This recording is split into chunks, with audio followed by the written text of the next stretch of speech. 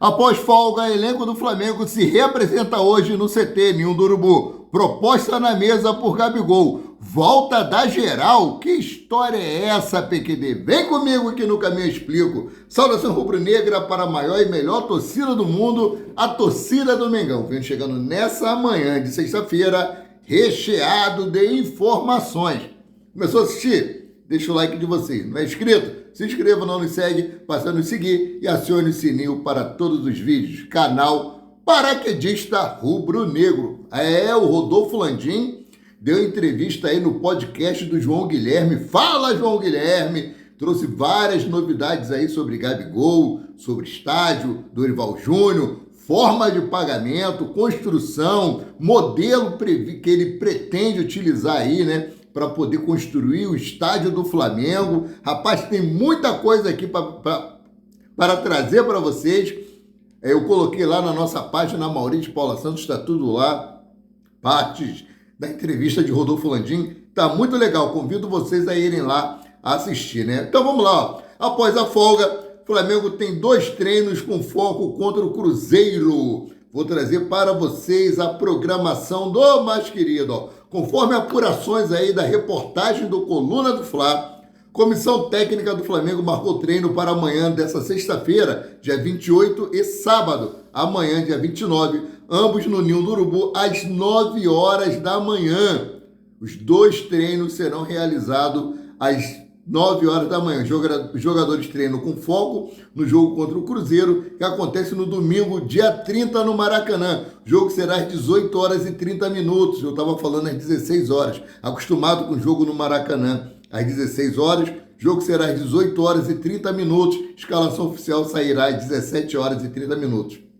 Para o duelo com o Cruzeiro, o Flamengo tem 8 desfalques confirmados. Isso porque Bruno Henrique sofreu trauma no pé e Cebolinha e Igor Jesus seguem no departamento médico. Além disso, o mais querido ainda tem a ausência dos 5 convocados para a disputa da Copa América. Rapaz, e esse negócio aí da disputa da Copa América, o pessoal pode falar, não, o Flamengo tem um elenco de sobra para poder fazer boas partidas, mas se os nossos selecionáveis estivessem em campo naquele jogo contra o Juventude, o resultado teria sido outro completamente diferente. Olha só os coaches dos nossos jogadores na seleção, que goleou a Bolívia por 5-0, com 2 participações em gols de Nicolas de la Cruz, uma assistência, uma pré-assistência, e o Jorge de Arrascaeta entrou no segundo tempo no lugar de la Cruz e já entrou dando uma assistência, um lançamento de cabeça, e o jogador lá do Uruguai, que eu não lembro o nome, fez o gol de cabeça. Gente, os caras são monstruosos. E Nicolas de la Cruz foi eleito o melhor jogador em campo. Olha só, de la Cruz participa de 2 gols. Arrascaeta dá assistência e o Uruguai encaminha a classificação na Copa América. Ou seja, péssima notícia para a nação rubro-negra. Eles vão se classificar. A gente tem que torcer aí para que a seleção brasileira passe e chegue lá e elimine o Uruguai, que eu acho um pouco difícil, do jeito que a nossa seleção está jogando. Espero que melhore, né? E elimine o Uruguai. Caso contrário, filho, eles vão seguir e nós vamos continuar sem a ausência deles. Olha só. Notícia ruim para o Flamengo. O Uruguai goleou a Bolívia por 5-0 e colocou um pé e meio nas quartas de final da Copa América. Na partida realizada ontem, De la Cruz e Vina foram titulares. O meia, inclusive, participou do primeiro gol da partida, marcado por Facundo Pelistri, que já foi alvo do Flamengo. Além disso, o craque do Mengão deu assistência no terceiro. Arrascaeta, que entrou na reta final, também deu passe para uma bola na rede. Aquilo que eu havia falado no início. O cara mal entrou, tocou na bola, já deu uma assistência. Gente, faz muita falta. Faz muita falta. O Flamengo reforçou o seu elenco visando aí Campeonato Brasileiro, Libertadores da América, Copa do Brasil, está sendo prejudicado por esse calendário da CBF. Não tem como não reclamar. É o único país que não parou as suas atividades nesse período. É data FIFA. Regulamento tinha que parar. Mas Edinaldo Rodrigues, né, só pensa naquilo. Então vamos mudar aqui de assunto. Ontem eu trouxe uma notícia falando sobre Matheus Gonçalves, que o seu empresário está procurando clubes na Europa para poder levar o garoto que não está tendo espaço no Flamengo. E olha só, dirigente do clube holandês nega interesse em Matheus Gonçalves do Flamengo. O empresário do meia de 18 anos continua trabalhando por uma transferência para a Europa. Venegor of Hussig Linker, diretor do PSV da Holanda, negou interesse em contratar o jogador rubro-negro. Abre aspas para que disse o diretor do PSV. Nunca tivemos interesse no jogador. Não há nenhuma conversa com o Flamengo. Absolutamente nada. Essas coisas foram divulgadas sem nenhum fundamento pela imprensa brasileira. Esse jogador nunca esteve no radar do PSV, disse o diretor do PSV da Holanda em entrevista ao portal RTI Esporte. Bom, então ele já negou interesse, a notícia que está vinculada aí, que o PSV da Holanda teria interesse nele, é fake. Eu nem ouvi falar sobre essa notícia, não chegou ao meu conhecimento, nem as pessoas que eu ando conversando para colher informações me passou nada.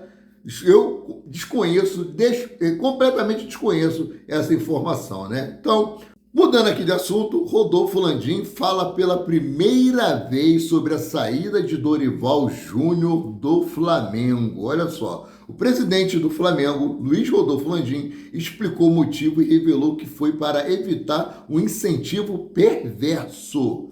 Abre aspas. Quando ele chegou, Dorival Júnior, o salário dele era igual ao do Ceará, time que Dorival Júnior dirigia antes de ir para o Flamengo, mas com grandes prêmios em casos de vitórias e conquista de campeonatos. A remuneração dele por cada campeonato ganho foi maior do que o que ele recebeu de salário no período que trabalhou com a gente. Ou seja, ele recebeu mais em premiação do que o salário de um ano inteiro, disse Rodolfo Landim em entrevista ontem, né? Abre aspas aqui para que prosseguiu Rodolfo Landim sobre Dorival Júnior. Eu queria algo semelhante em 2023, ou seja, dar um salário para ele legal e que ele recebesse muito mais em premiações. Então vamos lá, eu queria algo semelhante em 2023, mas chegou um contrato com 2 anos de duração e sem multa em caso de pedido de demissão. E eu ia criar um incentivo perverso. Sei que ele é profissional e não faria isso, mas os incentivos estavam mal alocados. Não queria um contrato que, se eu demitisse antes, teria que pagar os salários até o final. Ou seja, colocasse uma multa rescisória, o serviço, o trabalho não fluiu, nós vamos procurar um outro técnico no mercado, mas como não havia multa rescisória, ou seja, faria um contrato de 2 anos, vamos lá, demitiu ele em abril de 2023. Teria que pagar o salário dele até 2025, entendeu? Então, Rodolfo Landim não quis isso. E o que acontece? Houve um certo desgaste que no final do ano, Léo Pereira desceu do carro de som lá quando eles estavam comemorando o título da Libertadores, aí desejou Feliz Natal, Feliz Ano Novo para Rodolfo Landim, e Rodolfo Landim ficou sem entender nada. Aí ele disse, o Léo Pereira disse que tinha sido ajustado com a comissão técnica de Dorival Júnior, de que os jogadores só iriam retornar em dia 4 de janeiro de 2023, ou seja, houve uma falha na comunicação. Isso desagradou Rodolfo Landim, ele teria que participar e dar o aval dele para que fosse autorizado essa férias extensa, né? E o que desagradou também foi que no finalzinho, na reta final do Campeonato Brasileiro, o Flamengo perdeu para o Juventude, não empatou com o Juventude de 2-2, Juventude que já estava rebaixado naquele ano para a Série B, né? E também teve uma derrota para o Avaí, que também já estava rebaixado. Houve um declínio nos jogos do Flamengo, houve um declínio, não estava conseguindo manter o mesmo ritmo de outrora, né? E teve essa férias prolongada e esse incentivo perverso, que o Flamengo teria que ficar arcando com um salário de quase 2 anos com o treinador se não tivesse que permanecer com ele. Ainda tinha aí as especulações do treinador ir para a seleção brasileira, coisa que aconteceu. Ou seja, o Flamengo ficaria no prejuízo com relação a isso. Consegui entender aqui a declaração de Rodolfo Landim, né? Então, seguindo aqui, e ele continuou nessa entrevista, tem muitas coisas aqui que está lá na nossa página Maurício Paula Santos. O mandatário deu uma declaração surpreendente sobre o modelo de gestão ao ser questionado que o futuro estádio do Flamengo precisará desse tipo de suporte. O dirigente afirmou que não, ou seja, com relação à SAF. Rodolfo Landim disse que para construir o estádio do Flamengo não vai precisar de SAF. E para a crônica bairristas aí, os paulistas que falaram que estão pagando lá o estádio do Corinthians, Itaquerão, né, Corinthians que está na zona de rebaixamento, o Fluminense continua na lanterna. Nós vamos ter que pagar, o povo vai ter que pagar mais um estádio negativo.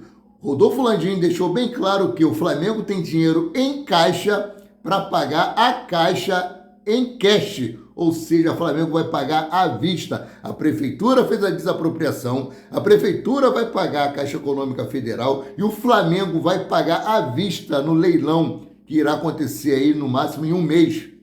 Então, tirem o cavalinho da chuva, o Flamengo tem dinheiro em caixa, o Flamengo tem fluxo de caixa, não é igual a alguns times que não souberam fazer uma boa administração. O Flamengo, desde 2013 para cá, tem tido uma administração financeira muito boa. Então, vocês, antes de falarem, vocês procurem saber o que está acontecendo. É que vocês ficam aí envolvidos nesses times falidos, aí querem Flamengo para dar mídia, né? Então, aqui, ó, abre aspas para o que disse Rodolfo Landim. A depender do levantamento de recursos que a gente vai precisar para fazer o nosso estádio, a gente não vai precisar fazer SAF. Ela seria uma alternativa para não fazer um endividamento elevado do clube e prejudicar o futebol. Mas com o potencial construtivo, que é lá da Gávea, né? E recursos que teremos com o name right, não vai ser necessário a SAF, garantiu o Rodolfo Landim ao João Guilherme, né? Para a compra do terreno do gasômetro, o Flamengo estipula que terá que pagar aproximadamente 170 milhões. No entanto, para a construção do estádio, o clube espera investir no total cerca de 1 bilhão e meio. Além disso, Rodolfo Landim contou que a arena deve ter 80 mil lugares, né? E a conclusão da obra está prevista para ocorrer em 5 anos. É isso aí, galera. O estádio deve ficar pronto em 5 anos. Estima-se, né, gastar 1 bilhão e meio. Flamengo com name right, oferecido pelo Allianz, né, que é um grupo alemão, já é 1 bilhão que eles pretendem investir. Tem outras empresas também interessadas em ter o seu nome vinculado a esse estádio. Já tem proposta na mesa do Flamengo de 3 bilhões. Ouviram? Proposta na mesa do Flamengo de 3 bilhões para ajudar na construção do estádio, para apenas ter o seu nome vinculado à marca Flamengo. E o Flamengo é só lançar uma nova camisa aí, que o Flamengo fatura bilhões com venda de camisa. É a torcida apaixonada e tem torcedores do Flamengo já fazendo transferência bancária via Pix. Descobriram aí que o Pix do Flamengo é o CNPJ do clube. Já vi aí várias pessoas postando que foi feito o depósito. Se o Flamengo não pediu nada, se a diretoria vier e pedir contribuição dos torcedores para a construção do estádio, para a compra do terreno, os torcedores vão se movimentar e esse dinheiro será levantado rapidinho, né? Então, antes de falar aqui sobre Gabigol, né, Rodolfo Landim deu uma prévia e anunciou a capacidade da arena e revelou a inspiração do Signal Iduna Park, do Borussia Dortmund da Alemanha. Além disso, o mandatário confirmou a volta da Geral, setor popular que marcou o Maracanã até o início da década de 2000, ou seja, ele pretende fazer atrás dos gols setores onde os torcedores não ficarão sentados, não terá assentos, os torcedores ficarão em pé, né? Serão setores populares, setores mais baratos, né? Não sei quem lembra aí da época da Geral, passava sempre, era uma coisa maravilhosa, era uma coisa de louco aquela Geral. E o único problema era banho de mijo e de cerveja que a gente tomava lá na Geral, né? E o Flamengo e o Rodolfo Landim pretende que haja esse setor inspirado aí no Borussia Dortmund, que para mim é um dos estádios mais pomposos que existe no mundo, né? Então aqui ele disse aqui, ó, abre aspas, daria um estádio para 80 mil pessoas pelos estudos que a gente fez até agora.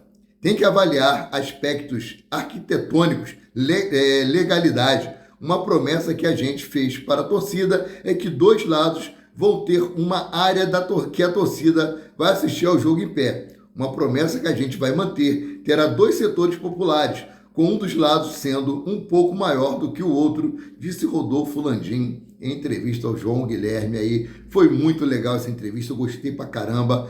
E falou sobre a renovação de Gabigol. É o seguinte, já tem uma proposta na mesa para a renovação de Gabriel Barbosa ou Gabigol com o Flamengo. Não é nos moldes que ele queria, né? Que ele queria aí 5 anos de contrato, extensão de contrato, e mais um aumento substancial de salário. O Flamengo oferece a ele 3 anos de salário, 3 anos de contrato e um salário menor. Né? Rodolfo Landim disse que agora vai depender do atleta se essa proposta vai agradar ao jogador ou não. Caso contrário, agora a partir do dia 1º de julho, ele pode assinar um pré-contrato e sair para qualquer outro clube. A decisão, Rodolfo Landim deixou bem claro que se encontra nas mãos de Gabriel Barbosa, o Gabigol. Eu torço muito para que isso aí tenha um desfecho feliz. Marcos Braz já falou diversas vezes que na hora certa isso aí será acertado, que será bom para ambas as partes, tanto para o clube quanto para o jogador. Então, que pode ser a permanência dele ou pode ser a saída. O Cruzeiro já prepara uma proposta, temos aí o aval do Abel Ferreira para o Palmeiras já fazer qualquer tipo de proposta pelo jogador, e temos também aí o Corinthians, ou que o Corinthians não tem bala na agulha para isso. Sendo assim, eu fico por aqui, voltando a qualquer momento com mais notícias sobre o rubro-negro mais querido e mais amado do Brasil e do mundo, o Clube de Regatas do Flamengo. Saudações!